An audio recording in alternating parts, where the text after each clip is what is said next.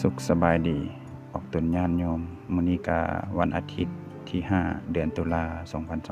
2025มื้อนี้เฮามาที่บ้านแก้งกระเบามื้อนี้เฮามีกิจนิมนต์อยู่ที่บ้านแก้งกระเบาใต้เมืองไซบุรีแขวงสะหวรรณเขตซึ่งเป็นเฮือนของอาจารย์สีเมืองเนาะหรือว่าพ่อออกสีเมืองกับ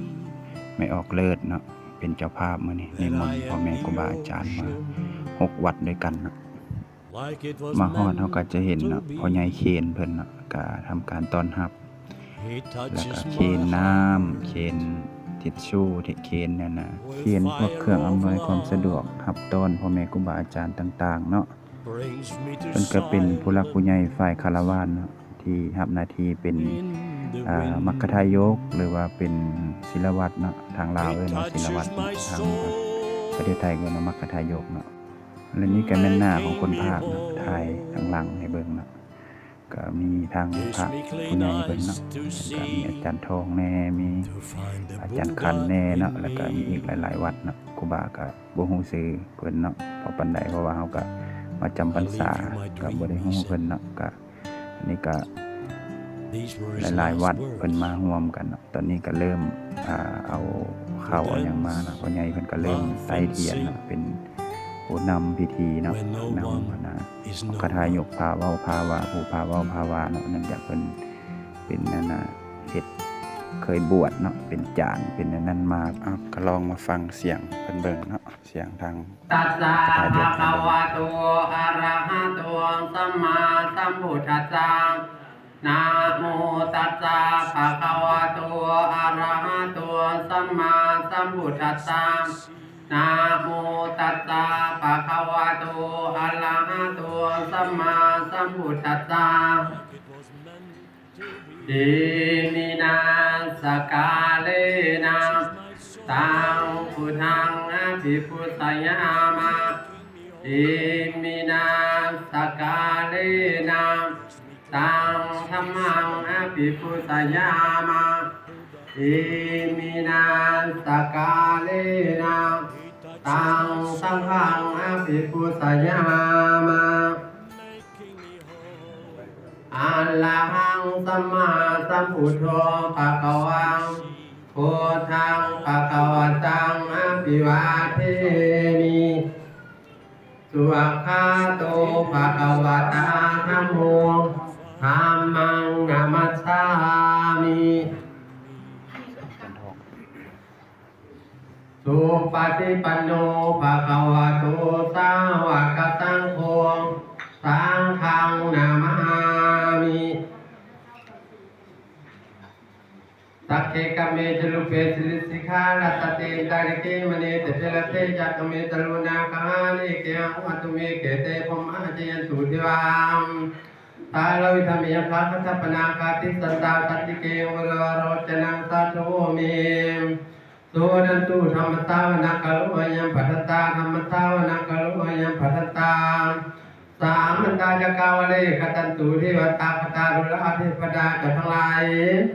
อันนี้ยังตุกุมัยเพื่อนน้องเจริญแต่เดินทางไปจะนำในบ้านอุปาทใจมีพิษทั้งนั้นเป็นพระได้ประดังกับเป็นตายกุศลอยุธยา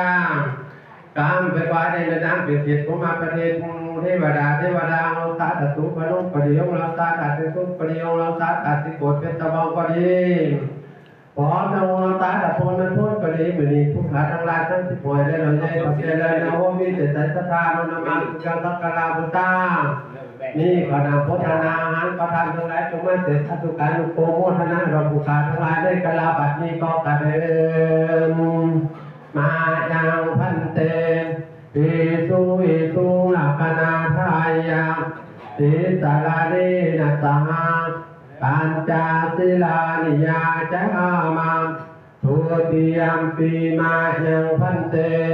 ปิสุวิสุลักนาทายาติสาราเนนัสหา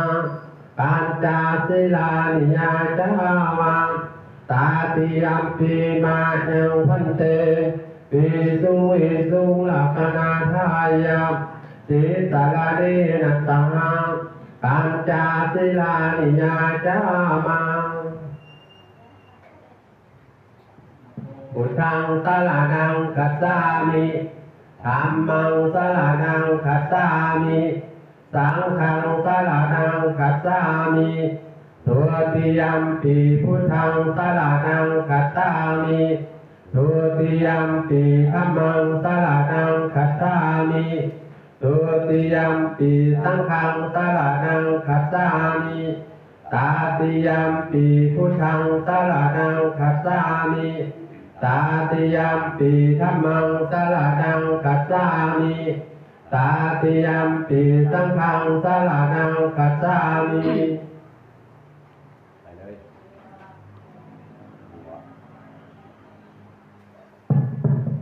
สานะธรรมนังปริปุนัง กาตมพันเตปานาติปาตาเวรมณีสิกขาปะทังสมาธิยามิ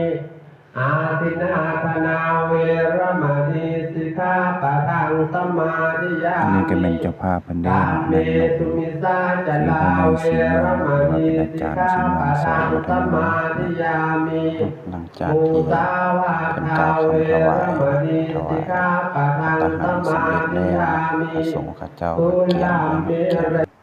สรรอาหารบัดนี้อาหารก็มีหลากหลายอย่างเนาะมีแต่อาหารดีๆเนาะก็มีแกงเห็ดแหน่มีลาบปลาแหน่เนาะแล้วก็มีหมักไหม้ต่างๆเนาะอาหารถือว่าสุดยอดเนาะคะแนนเต็ม10บ่หักถือว่าแซ่บหลายเนาะอาหารดีนำมาถวายมื้อนี้อาหารถือว่ารสชาติดีเนาะสุดยอดเนาะและนี่ก็แม่นลูกหลานเจ้าภาพเนาะเพิ่นก็กำลังเกี่ยมอาราธนาทาง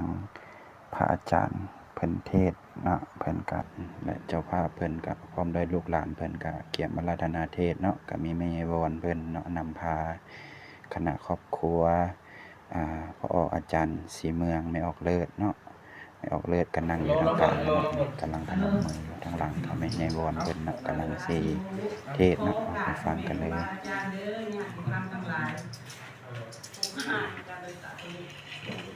โยมมาจาโลกาทิปาติสัมปาติการอันสาลีอันทิ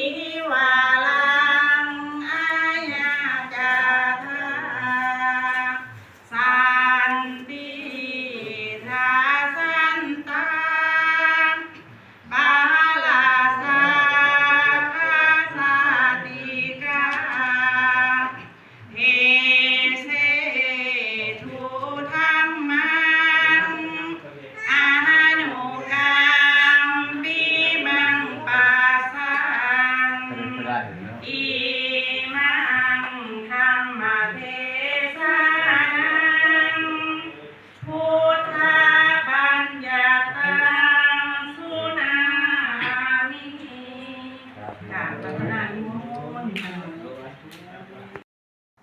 หลังจากนั้นทางญาทานเพิ่นเนาะก็ได้ทำการเทศน์ให้ญาติโยมได้สดับรับฟังหลังจากเพิ่นได้ให้ธรรมเทศนาจบก็เป็นอันจบพิธีเนาะและนี่ก็แม่นเรื่องราวดีๆบรรยากาศดีๆเนาะที่ครูบาเอามาให้เบิ่งเนาะนำเสนอเป็นการเฮ็ดบุญของชาวพุทธเฮาเนาะการเฮ็ดบุญเฮ็ดทานก็เป็นสืบทอดต่อกันมาเนาะในประเทศลาวเฮาก็นิยมให้ศีลให้ทานเนาะในบวรพระพุทธศาสนาอันนี้ก็เป็นเรื่องราวดีๆของครอบครัวพอออกศรีเมืองไม่ออกเลิศเนาะเพิ่นได้นิมนต์พ่อแม่ครูบาอาจารย์จ่วยเนรแม่ชีแม่ขาวเนาะมาสั่นภัตตาหารที่บ้านเพิ่นเพื่อเป็นสิริมงคลแก่งานเพิ่นเนาะเพื่ออุทิศถึงญาติบรรพบุรุษเนาะญาติพี่น้องผู้ล่วงลับไปแล้วเนาะขอให้มีแต่ความสุขความเจริญเด้อเนาะสาธุ